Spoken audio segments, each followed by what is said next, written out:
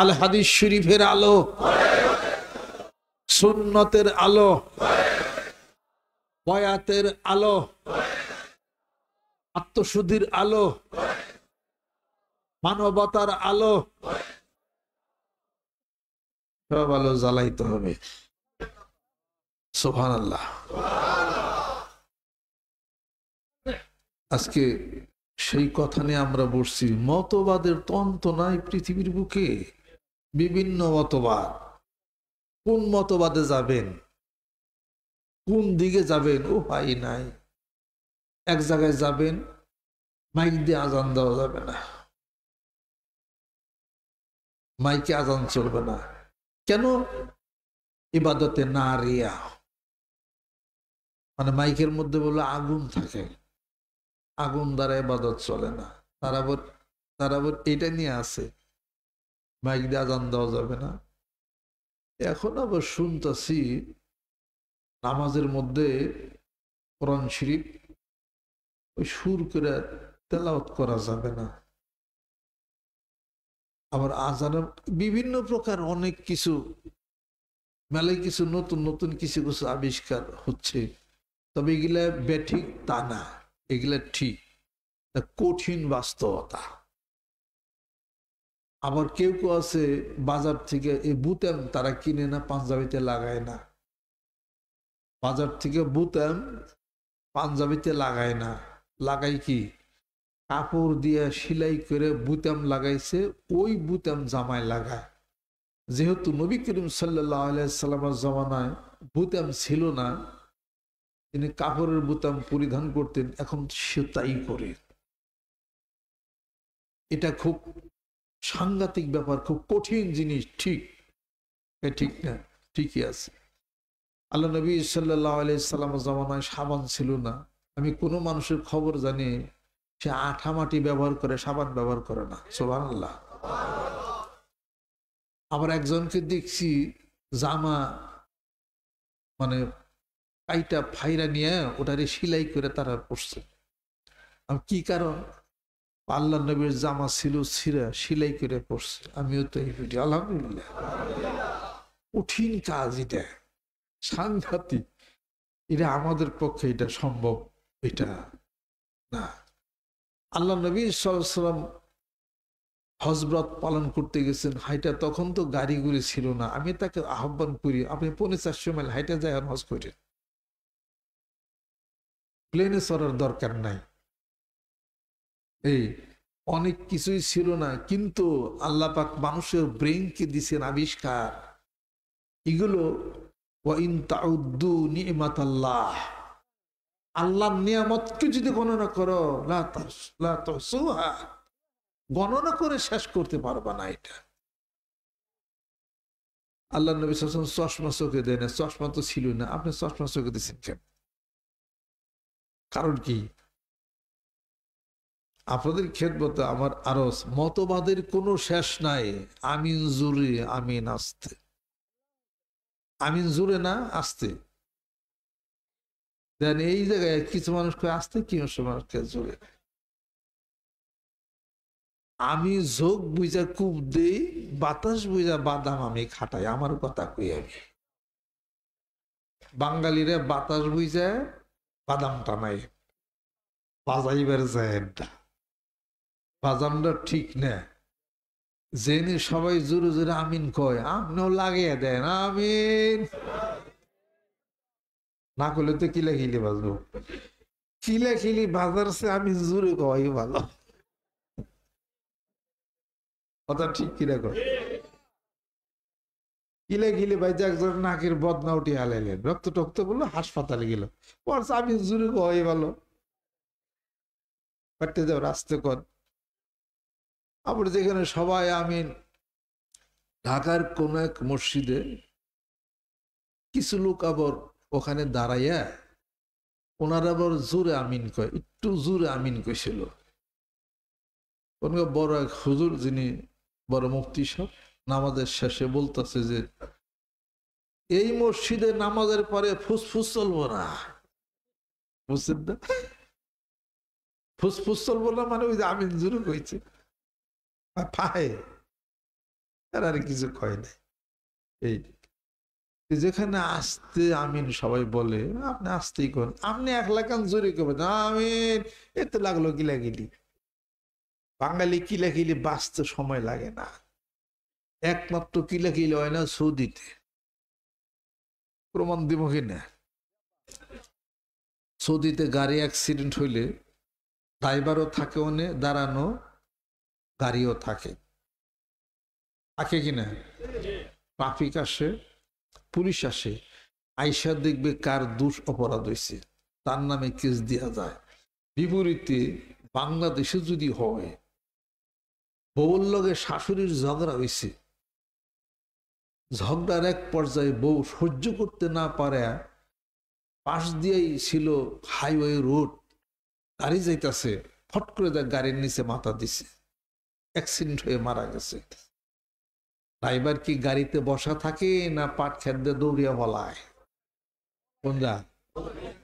এটা কি ড্রাইভারের দোষ না ওই বউর দোষ? ও তো আত্মহত্যা করছে। আত্মহত্যা প্রমাণ করার আগে ড্রাইভার সাহেবের মানুষে হত্যা করে হালাইব। কথা ঠিক কিনা? আত্মহত্যা পরে তুই উঠাইলি কেন গাড়ি, ওর গাড়ির উপর এটা কে? হে যে নিজে ফালদা করে মরছে, হে দোষ দিব কারা? অতএব বাংলাদেশে হলো হুজুগে বাঙালি, তো বোঝার আগে ওরে কিলাইতে গেল তোর মাইরিয়ে নেব আলাদা। পরে প্রমাণ হবে যে ড্রাইভারের দোষ ছিল না, এই শাশুড়ির সাথে কাইজা করে এই বউটা দৌড় দিয়েই গাড়ির নিচে পড়ছে।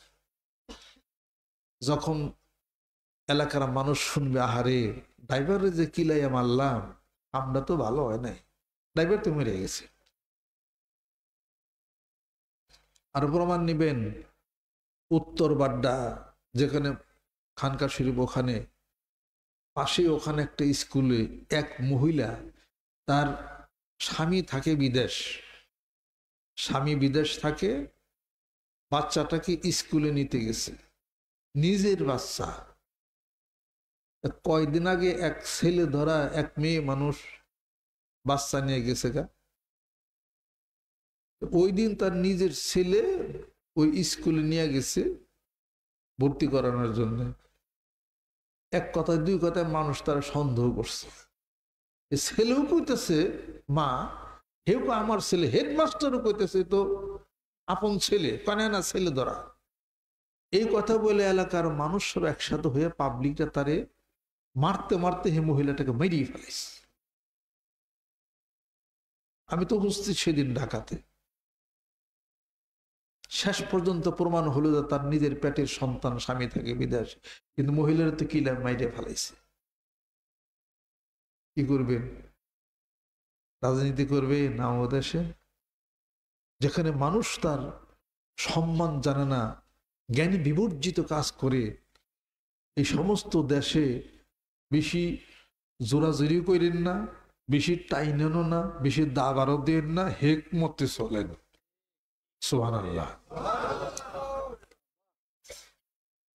হেকমতের জ্ঞান পাবলিক এত জানবে কেমনি? কোরআন তো তেলাওয়াত করে না, কোরআন শরীফ তো পড়ে না, হেকমত জানবে কোত্থেকে? কোরআন শরীফের 20 জায়গার মধ্যে হিকমতের কথা আছে। কি হিকমত আল্লাহ পাক খাটিয়ে দিলেন। আজকে ফজর নামাজের যে সূরা তেলাওয়াত করা হলো, সূরা আল ফাতহ, তৃতীয় রাকাতে হলো সূরা তাকবীর, প্রথম রাকাতে যে সূরা আল ফাতহ অর্থাৎ বিজয়, ফাতিহা, ফাতিহা হলো উন্মোচন, সূচনা, উদ্ঘটিকা, প্রারম্ভিকা, আর সূরাতুল ফাতহ হলো বিজয়, মহান বিজয়। কি হিকমত খাটিয়ে দিলেন। ইন্না ফাতাহনা লাকা ফাতহাম মুবিনা, আমি আপনাকে এক প্রকাশ্য বিজয় দান করেছি। প্রকাশ্য বিজয় কি? 10,000 সাহাবী নিয়ে মক্কা শরীফ বিজয় করছেন, এই বিজয় নাকি না হুদাইবিয়ার সন্ধি, ওই বিজয়? কোন বিজয়? হুদাইবিয়ার সন্ধির কথা বলা হয়েছে। আপনাকে এক প্রকাশ্য বিজয় দান করেছি। হুদাইবিয়ার সন্ধির মধ্যে কাফের মুসলমানের মধ্যে যে সন্ধি সমঝোতা হয়েছিল, প্রত্যেকটি সন্ধির শর্ত ছিল মুসলমানদের বিরুদ্ধে, বিপক্ষে। আল্লাহ নবী বললেন রাজি। সন্ধির শেষে স্বাক্ষর দিবেন মুহাম্মদুর রাসূলুল্লাহ সাল্লাল্লাহু আলাইহি সাল্লাম। কাফেররা বলে নাম কেটে দাও, রাসূল নাম কাটতে হবে, রাসূল নাম কাটতে হবে। সেখানে সাহাবারা ছিলেন, আল্লাহ নবী সাল্লাল্লাহু আলাইহি ওয়াসাল্লাম হুকুম করলেন কেটে দাও। সাহাবারা বলেন ইয়া রাসূল আল্লাহ, কখনোই সম্ভব না, আমাদের হাত দিয়ে এটা কাটতে পারবো না। সাহাবারা তো এমনই হয়ে গেল, ইয়া রাসূলুল্লাহ হুকুম দেন, যুদ্ধ এখন শুরু হয়ে যাবে। আল্লাহ নবী সাল্লাল্লাহু আলাইহি ওয়াসাল্লাম বলেন খামোশ, সব মানে নিলেন। সবচেয়ে বড় আরেকটা কথা হলো কি যে মক্কা শরীফ থেকে কোনো মানুষ যদি মদিনাতুল মুনাওয়ারাতে যায় তে কাফেররা ফেরত নিয়ে যাবে, আর মদিনা শরীফ থেকে যদি কোনো মানুষ যদি কাফেরদের ওখানে তাদের সুবিধার জন্য যদি চলে যায়, কাফেররা ফেরত দেবে না। উল্টা কি না? সবটি উল্টা। 450 মাইল গেছেন আল্লাহ নবী সাল্লাল্লাহু আলাইহি ওয়াসাল্লাম হেঁটে হেঁটে হজ পালনের জন্যে। কাফেররা বলতেছে এই বছর হবে না, এনতে ঘুরে যাও।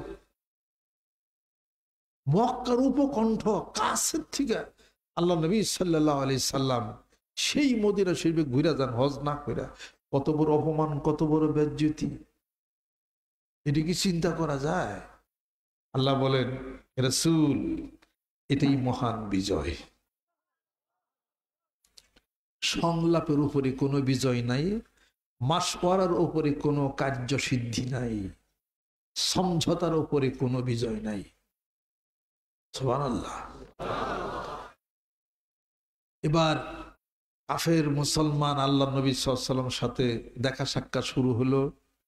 মক্কা শরীফ মদিনা শরীফে মানুষ যাতায়াত শুরু হলো, ব্যবসা বাণিজ্য শুরু হলো। মানুষ যখন বুঝতেছে যে হায় রে এই বলো নবী, তার এত সুন্দর কথা, সুন্দর চেহারা, ওনার পিছনে আমরা দৌড়াই, দলে দলে মানুষ মুসলমান হওয়া শুরু করছে। যেরকম কাফের দেখা যেত সর্বনাশ হয়ে গেল। তাহলে বোঝা গেল কি হেকমত, একমত খাটান। হেকমতের সাথে হেকমতের চাবুক, কৌশলের চাবুকের উপরে কোনো চাবুক নাই। সুবহানাল্লাহ। আল্লাহ পাক দেখেন না, অমাকারু মাকারাল্লাহ। আল্লাহ পাক বলেন তারা মক্কর করছে, আমি আল্লাহ তাদের বিরুদ্ধে মক্কর করি নাই, আমি কৌশল অবলম্বন করছি। আমার কৌশলের চাবুকে সব সোজা হয়ে গেছে। সিবগাত আল্লাহ ওমান আহসানু মিনাল্লাহি সিবগাতান ওয়া নাহনু লাহু আবিদুন। সিবগাত আল্লাহ আয় আসবিগু সিবগাত আল্লাহ। আল্লাহর রঙে রঞ্জিত হও। আল্লাহর রং কি? ওই যে আল্লাহ হিকমত ওয়ালা, ওই রঙে রঞ্জিত হও। আল্লাহ কৌশল ওয়ালা, ওই রঙে রঞ্জিত হও। আল্লাহ বলেন যে আমি এই পৃথিবীর বুকে কোনো মুসলমানের একটা দুষ্কে গোপন রাখি, হাসরের ময়দানে আমি 10টা দুষ্কে গোপন রাখি, এই রঙে রঞ্জিত হও। আল কাযিমিনাল গায়যা ওয়াল আফিনা আনিন নাস, এই রঙে রঞ্জিত হও। ওয়ালা তাস্তাউল হাসানাতু ওয়ালা সাইয়্যিআতু ইদফা বিল্লাতি হিয়া আহসান ফাইজাল্লাযী বাইনাকা ওয়া বাইনাহু আদাওয়াতুন কাআন্নাহু ওয়ালিয়্যুন হামীম, এই রঙে রঞ্জিত হও। সুবহানাল্লাহ। ওয়াশাবির ফিল আরব মশওয়ারার মাধ্যমে কাজ করো, এই রঙে রঞ্জিত হও। ক্ষমা করে দাও, এই রঙে রঞ্জিত হও। রাগ প্রশমিত কর, এই রঙে রঞ্জিত হও। আল্লাহ বলেন ধরবো আমি রাহিম, দয়ালু, তবে আমার মুমিন বান্দা তাদের জন্য দয়ালু, আর যারা অবিশ্বাসী তাদের জন্য আমি দয়ালু না। সবার জন্য আমি রহমান, পরম করুণাময়। পৃথিবীর বুকে মৃত্যুর পরে একমাত্র আমি আল্লাহকে বিশ্বাস যারা করেছে তাদেরকেই ক্ষমা ঘোষণা করেছে। জুরুকুন সুবহানাল্লাহ। আর যারা আমার বিরুদ্ধী তাদেরকে ধরবো হাসরের ময়দানে। ইন্না বাতশা রাব্বিকা লাশাদীদুন ইন্নাহু হুয়া ইউবদি ওয়া ইউঈদ, ধরবো তাদেরকে। আর যারা ওমাই ইশরিক বিল্লাহি ফাকান্নামা খাররা মিনাস সামায়ে ফাতাকতাবুহু আত-তায়রু ওয়া তাহবি বিহি আর-রিহু ফি মাকানিন সাহিকিন, ওদের জন্য হলো দুর্ভোগ। কাজে কত মতবাদ বাংলাদেশে চলে, কত কিছু চলে, এত হোলাহিলির মধ্যে যাইবে দরকার নাই। কোন পীরের দরবারে কোথাও যাইবেন কেন? আল্লাহ রাসূলকে ভালোবাসেন। কোন আলেমের সাথে সম্পর্ক কেন? আল্লাহ তোমাকে বিশ্বাস করি, রাসূলকে ভালোবাসি তাই। ইন্নামা নুতঈমুকুম লিওয়াজহিল্লাহি লা নুরিদু মিনকুম জাযাআ ওয়ালা শুকুরা, এই জন্য তোমার আদর করি, এই জন্য তোমাকে আপ্যায়ন করি, লিওয়াজহিল্লাহ, আল্লাহর জন্য। সুবহানাল্লাহ। যেখানে কোরআনের বাইরে আছে পরিত্যাজ্য, সুন্নাহর বাইরে আছে পরিত্যাগ, দরকার নাই। কাইজা বাজানের দরকার নাই। যেরকম ঠিক কিনা? দাওয়াতের কাজ করেন, দাওয়াত দেন, দাওয়াতের কাজ করেন। দাওয়াতের কাজ কম, কাইজা বেশি হয়ে গেছে। কথা ঠিক কিনা? যতক্ষণ কাইজা করেন, ঝগড়া করেন, ততক্ষণ দাওয়াত দেন। শুরু করে মানুষকে কি করবেন? দাওয়াতের কাজ করেন। আজকে গোটা বিশ্ব পৃথিবীর বুকে তাবলীগ জামাতের দাওয়াতের কাজের কারণে যে লক্ষ কোটি মানুষ একত্রিত হয়েছে, তাদের ছাড়া আর কেউর পক্ষে এটা সম্ভব হয়ে পড়ে না। শুধু দাওয়াত, ইমানের দাওয়াত, জিকিরের দাওয়াত, নামাজের দাওয়াত, হজের দাওয়াত, একিনের দাওয়াত, ইকরামুল মুসলিমিনের দাওয়াত, দাওয়াত প্রদান করেন, ইনশাল্লাহ মানুষ এসে যাবে। কারণ তাদের মধ্যে রুহু আছে, আছে না? রুহু, রুহু না থাকলে বসে থাকা পারেন? এতক্ষণ চিত্তরে ভরে যেতেন। রুহু আছে কিনা? এই রুহু কই আসিল? আলে মারাত না, আমি তো রুহু ছিল রুহের জগতে। সুবহানাল্লাহ। ওখানে ছিল সব রুহু। আল্লাহ পাক বলছিলেন না, আলাস্তু বিরব্বিকুম ক্বালু বালা, আমি কি তোমাদের প্রভু নই? বালা, কেন? অবশ্যই আপনি আমাদের প্রভু, রব। সাক্ষাৎ হয়েছিল কিনা? ওই রুহু আপনার মধ্যে কিনা? গুনাহ অপরাধের কারণে সব কালো হয়ে গেছে, দোষী হয়ে গেছে। আল্লাহর জিকিরের মাধ্যমে পরিষ্কার করো। দাওয়াত যখন দিবেন, এই লোকটা চোখে দেখবে, কানে শুনবে, ওই আত্মার মধ্যে ওই কথা পৌঁছাবে। রুহু দেখবে, হায় রে, এটা তো সে আমার, আমি জেনেছিলাম সেই জগতের কথা।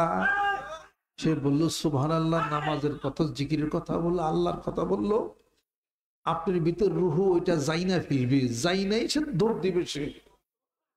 আসলে এত মানুষ দাওয়াতের কারণে ইসলামের পতাকা তলে আসতেছে কেন? ওই রুহু জানবে আমি যেখানে ছিলাম, আমার সেই বাড়ির কথাগুলি এই লোকটি বলে, এই লোকটি বলে বিষ্ণু জেনে সুহিকায়াত মিকুনান ওয়াজুদাই হাসিকায়াত মিকুনান। আরে বাসি কেন কাঁদে? তোমার ভিতরে যে রুহু আছে, এটা তো ওই যে ওখানে ছিল, আসছে এইখানে। সুবহানাল্লাহ। নামাজের কথা, জিকিরের কথা, এটা ওই জগতের কথা। দাওয়াত দেও, শুনবো। সুবহানাল্লাহ। কাইজের মধ্যে যাইবেন, ঝগড়ার মধ্যে যাইবেন, মারামারির মধ্যে যাইবেন না, যায় কি করতে হবে? দাওয়াতের কাজ করতে হবে। দাওয়াতের কাজে লাগিয়া যান। মানিকগঞ্জ দরবার শরীফের নেতৃত্বে সেই দাওয়াত দেওয়া চলছে। কিসের দাওয়াত?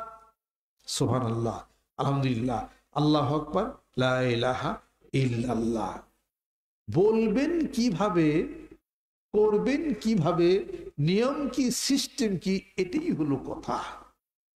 কি নিয়ম, কি সিস্টেমে সুবহানাল্লাহ বলবেন, কি নিয়ম, কি সিস্টেমে আল্লাহু আকবার বলবেন, কিভাবে বলবেন, নামাজ পড়বেন কেমনে, নামাজ পড়বেন, নামাজের অর্থ কি, নামাজের হাকিকত কি, নামাজের জাহির কি, নামাজের বাতিন কি, না নামাজের তরিকত কি?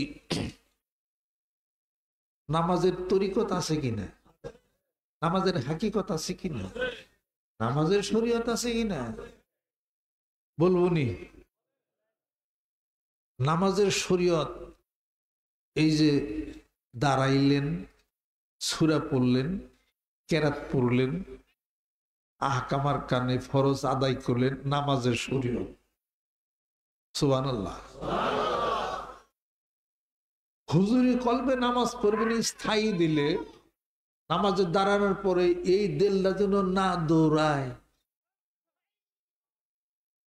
নামাজের এইভাবে যে নামাজ পড়লেন, এটা নামাজের মারিফত, তার ভিতরের কথা, ভিতরের দিক। নামাজে আল্লাহর সাথে দিদার হলো নামাজের হাকিকত। ওমর রাদিয়াল্লাহু তাআলা আনহু বলেন, আমি ওমর আমার জীবনের সমস্ত আমলগুলো যদি বরবাদ হয়ে যায়, 2 রাকাত নামাজ যদি আল্লাহ পাক কবুল করেন, আমি ওমর মাফের জন্য আমার কাফি হয়ে যাবে। এবার দিদার হলো, এটা হলো নামাজের হাকিকত। নামাজের তরিকত হলো, নামাজে দাঁড়াইলেন, রাসূল করিম সাল্লাল্লাহু আলাইহি সাল্লামের সুন্নতের ইত্তেবা করে নামাজে দাঁড়াইলেন। দাড়ি, টুপি, মেসাক, জায়নামাজ, পাগড়ি, এগুলো হলো তরিকত। রাসূল সাল্লাল্লাহু আলাইহি ওয়াসাল্লামের তরিকা অনুযায়ী নামাজ পড়লে টুপি ছাড়া নামাজ হয়, টুপি দিয়া নামাজ পড়লে নামাজের তরিকত হয়। মেসাক না করে নামাজ হয়, মেসাক করে নামাজ পড়লে নামাজের তরিকত হয়, যেহেতু মেসাক করা সুন্নত। লম্বা জামা একটা সুন্নতি লেবাস পরে নামাজ পড়েন, নামাজের তরিকত। শার্ট পরলেও নামাজ হইয়া যায়। জোর কোন সুবহানাল্লাহ। নামাজে দিদার হতে গেলে আর একটা বাকি আছে, আর একটা কাজ করতে হবে। কি কাজ? আন তা'বুদাল্লাহা কাআন্নাকা তারাহু ফাইন লাম তাকুন তারাহু ফাইন্নাহু ইয়ারাক। হাদিস শরীফ। তুমি নামাজ এমন ভাবে পড়ো যেন তুমি আমি আল্লাহকে দেখেই সিজদা দাও, যেন আমাকে দেখা নামাজ পড়ো। যেন যদি তাহা না হয়, ফাইন্নাহু ইয়ারাক, আল্লাহ তোমাকে দেখে, এই খেয়াল নামাজ পড়ো। এতদিন যদি জাইনা না থাকেন, জাইনা নেন, ভুল হইলে ধইরা দেন, ভুল হইলে ধইরা দেন, না জানলে জাইনা নেন। এখন নামাজ সালাত আদায় করবেন, নতুন ভাবে আরম্ভ কইরা দেন, পরে বুঝবেন যে আগের নামাজ আর বর্তমানের নামাজ পার্থক্য কি দেখা যান। এই সব কিছু নির্ভর করে কলবের পরিশুদ্ধতার উপরে। ইল্লা মান আতাল্লাহা বিকালবিন সালিম। আর কলবে সালিম হয় আলা বিযিকরিল্লাহি তাতমাইন্নুল কুলুব। আল্লাহর জিকির, জিকির আল্লাহ, জিকির সুবহানাল্লাহ, জিকির আলহামদুলিল্লাহ, জিকির আল্লাহু আকবার, জিকির সুবহানাল্লাহ বিহামদিহি, সুবহানাল্লাহ হামদু লা ইলাহা ইল্লাল্লাহ আল্লাহু আকবার। এই সবই জিকির। দেন খেল নাই, জিকির আছে সওয়াব হয়, দেন খেল নাই, জাইনা নেন। জিকির করছি সুবহানাল্লাহ, সওয়াব হইছে, খেল নাই। খেল কিসের? ওই খেল, আল্লাহ তুমি আমাকে দেখো, আমি তোমার বান্দা, তোমার সাথে আমার দিদার আমি চাই, তোমার নাম জপনা করি। সৃষ্টি স্রষ্টা, inductive and deductive, by the two way. সৃষ্টি আছে স্রষ্টা, স্রষ্টা সৃষ্টি। এই যে একটা খেয়াল করে যে সুবহানাল্লাহ জিকির করবেন, কিছু আরম্ভ কইরা দেন, পার্থক্য বুঝতে পারবেন আগের আর পরের। সুবহানাল্লাহ। মানুষে বলে পীর সাহেবরা কি নতুন, নতুন যা সব পরিত্যাজ্য। এটা হলো বেদাত। পৃথিবীর এই কান্তি লগ্নে কিছু মানুষ একত্রিত হয়ে জিকির করলে এটা বেদাত হবে না, হাদিস শরীফের মধ্যে আছে ইজা মারাত্তু বিরিয়াজিল জান্নাত ফারতাউ, জান্নাতের বাগানের কাছে যখন যাও ফল আহরণ করো। কিলা বলা হলো জান্নাতের বাগান কি? আল্লাহ নবী সাল্লাল্লাহু আলাইহি ওয়াসাল্লাম বলেন হলুকুজ জিকির। হালকা শব্দের অর্থ হলো গোলাকার হয়ে বৈশাখ জিকির করা, ওটাকে হালকা বলা হয়। একসাথে বৈশাখ জিকির আজকার করে, এটা হলো জান্নাতের বাগান। জোরে কন কেন, জোরে ওয়াজ করেন কেন, জোরে জিকির করেন কেন, জোরে নাশিদ পড়েন কেন, জোরে জিকির করেন কেন, জোরে কেরাত পড়েন কেন? বড় নাকি এটা? জোরে সুবহানাল্লাহ করলে যদি অপরাধ হয়, হাফেজ সাহেবরা জোরে কোরআন শরীফ পড়েন কেন? মনে মনে পড়েন। হুজুর জোরে জোরে বক্তৃতা দেন কেন? ইসলামী বক্তৃতা, এটা করতে হবে, অমুকটা করতে হবে। জোরে জোরে কন কেন? জিকির করলে খালি জোরে করলে সমস্যা নাকি? কর হ্যাঁ, ভূতে না করে পাইছে নাকি?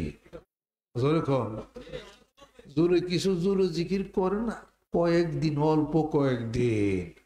জমিন তো পইরা রইছে অনাবাদে, ঘাস জমছে কলবের মধ্যে। এইটা প্রথম জমিন চাষ করতে গেলে একটু লাঙ্গল জুড়ে বাউন লাগে। অল্প কয়েকদিন একটু জোরে জোরে জিকির কন, তাসির হইব। আকরাউল লিসান আওয়ালান অবাদ, আকরাউল সামা অবাদ আকরাউল কলব। প্রথমে মুখ উচ্চারণ, কানে যাবে, কলবে পৌঁছবে। উচ্চারণই তো করেন না। কোরআন শরীফ আসতে পড়লে যে সোয়াব, জোরে পড়লে আরো 10 সোয়াব বেশি। তুমি জিকির করো, জিকির করলে 5 জন মানুষে শুনবে, ওরাও জিকির করতে অগো ভালো লাগবো। সুবহানাল্লাহ। অল্প কয়েকদিন একটু জোরে জোরে জিকির করতে হবে, তারপরে আস্তে আস্তে কইরো, কোনো সমস্যা নাই। প্রথমে একটু কাশি যখন জং পরে, একটু জোরে দাঁড়ি দেওয়ান লাগে। কথা ঠিক কিনা? ইলাকিলি বাজলে পরে আসতে গেলে কাম হয় না। হ্যাঁ, বক্সিং একটু জোরেই দেওয়ান লাগে। চাপা টাল বানিয়ে হালাও। বক্সিং দাও কারে? কারে বক্সিং দিলে? জিকিরের বক্সিং দাও কারে? একটা ভদ্রলোক আছে, ভদ্রলোকের নাম হলো শয়তান। লা তাকসুস রুইয়াকা আলা ইখওয়াতিক ফায়াকিদু লাকা কাইদা ইন্নাশ শাইতানা লিল ইনসানি আদুব্বুন মুবিন। ইয়াকুব আলাইহিস সালাম বললে, এসো সাবধান, তোমার এই স্বপ্নের কথা কিন্তু ভাইয়ের কাছে করো না। বইলে পরে তোমার বিরুদ্ধে দুরভিসন্ধি করবে। শয়তান মানুষের প্রকাশ্য শত্রু। সেই শয়তান শত্রুটা কোথায় আছে? গাছের মাথায়। সেই শয়তান কোথায় আছে? পেটে, ঠেঙ্গে, কানে, চোখে, কলবে। কলবে মানে কি? এনে ভিতরে। তোমার জন্য কথা উদয় হয় ওই জায়গায়। ওই যে কয়, আমার ভিতরে বাহিরে অন্তরে অন্তরে আছো তুমি হৃদয় জুড়ে। তার মানে কি? অন্তরে অন্তরে তুমি আমার হৃদয় জুড়ে আছো। হয় রসুল আছে, আল্লাহ আছে, নলে শয়তান আছে। এটা গেছে সেখানে থেকে আল্লাহ আল্লাহ রাসূলের মহব্বতের, ভয়ের, ভালোবাসার উদ্রেক হয়। শয়তান ওই জায়গাটার মধ্যে চিন্তা শক্তির হুইল ঘোরাবে। আদমের শরীরে রক্তের রন্ধে রন্ধে সে কমন্ত্রণা প্রদান করবে। ইন্নাকা মিনাল মুনজারিন। আল্লাহ কয়, তোর এই ক্ষমতা দিলাম, যা। এই ক্ষমতা শয়তানকে কে দিছেন? শয়তান এই কাম করতেছে। আর শয়তান জাসিমুন আলা কালবি বানি আদম ফায়দা দাখরা খানাসা ওয়াইজা গাফালা ওয়াসওয়াসা।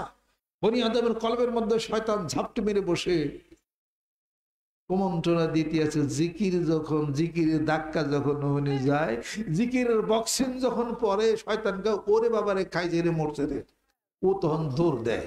ইজা ওয়াইজা গাফালা ওয়াসওয়াসা। জিকির যখন করবেন না, ওয়াসওয়াসা দেওয়া শুরু করবে। একটু জোরে জোরে জিকির করেন, ওরে পিটান ঠিক মতো, ওরে ভূমিকা না দিলে ঠিক হবে না। কথা ঠিক কিনা? অথবা মানিকগঞ্জ দরবার শরীফের নেতৃত্বে ফেতনা ফাসাদের জমানায় মানুষ কত পাপ গুনার মধ্যে রয়েছে, জিকির একটু জোরে করলে কি মাথা কি হয়েছে, ভূতে পাইছে না গোর, তোমার ভূত ছোড়ানোর জন্য জিকির কর, কয়েক 30 দিন জিকির জুড়ে করো, তারপরে মশলা দিয়েও যাও। আমি আপনাদের খেদমতে আরাজ করতে চাই, আসেন কালেমা লা ইলাহা ইল্লাল্লাহ জিকির, সুবহানাল্লাহ, আলহামদুলিল্লাহ, আল্লাহু আকবার, লা ইলাহা ইল্লাল্লাহ, চক্ষু বন্ধ করে ধ্যান খেলের মাধ্যমে জিকির করেন। আর আগেও জিকির করছেন, সোয়াব হইছে, ধ্যান হয় নাই। কথা ঠিক কিনা? প্রশ্ন, আল্লাহ নবী সাল্লাল্লাহু আলাইহি ওয়াসাল্লাম জামানা এরকম কি চক্ষু বন্ধ করে এরকম মাথা ঘুরিয়ে আসেল? আসেল না। ওগুলো আমরা মোটামুটি ভালোই জানি, আমরা ছিল না। ছিল কি, থাকবে কি? রাসূল খুদা সাল্লাল্লাহু আলাইহি ওয়াসাল্লাম যাকে দেখলে জাহান্নামের আগুন হারাম, জান্নাতি। আপনি কি আল্লাহর নবীরে দেখছেন? স্বপ্নে দেখছেন, জাগ্রত দেখেন নাই তো। জাগ্রত যদি কেউ দেখে ইমানের সাথে সাহাবী হইয়া যায়। সাহাবী দেখছেন, তে তো তাবি হইতেন। তাবিরি দেখছেন, তে তো তাবি হইতেন। আবু হানিফা রাহমাতুল্লাহ তাবি ছিলেন, ওনারা দেখছেন, তে তো তাবি হইতেন। কিছুই তো দেখেন নাই আপনি। আপনি তো এমনি কি, আমরা তো পাওয়ারই না, পাওয়ারলেস। চুম্বকের কাছেই যান নাই, তো চুম্বক হবেন কেমনি করে? আল্লাহ নবী সাল্লাল্লাহু কাছে থাকলে কলব এমনি খুলে যেত, চক্ষু বন্ধ লাগতো না, এত মাথা করে জিকির করেন লাগতো না। হযরত হানজালা রাদিয়াল্লাহু তাআলা আনহু, আল্লাহ নবী সাল্লাল্লাহু আলাইহি ওয়াসাল্লাম বলেন যে হানজালাকে দেখি না কেন? তখন কয়েক সাহাবী গেলেন হযরত হানজালা রাদিয়াল্লাহু তাআলা আনহু বাড়িতে, দরজাকে কাঁদতেছে। ভাই হানজালা কান্দো কেন? সে তো মুনাফিকান, মুনাফিক হয়ে গেছি। কেন? ওই নবীর দরবার যখন, রসুলের দরবারে যখন বসে থাকি, আমার কলব খুলে যা উজ্জীবিত হয়ে যায়। বাড়িতে যখন চলে আসি আবার অন্ধকার হয়ে যায়। আল্লাহ নবীর সাহাবী রসুলের দরবারে গেলে কলব খুলে যায় সাথে সাথে, বাড়িতে গেলে আন্ধার হয়। তুমি কারা? সলিমুদ্দিন, তুমি তো সাহাবিও দেখো নাই, তাবিও দেখো নাই, রসুল তো পাওই নাই। খাওয়া দাওয়া ঠিক নাই, খাই হলো ভেজাল, কয় হলো মিশা কথা, তারপরে কয় জোরে জিকির করেন লাউকা। গাছের মাথায় উঠবি, ফাললে নিচে নামবি, জিকির 100 নইব।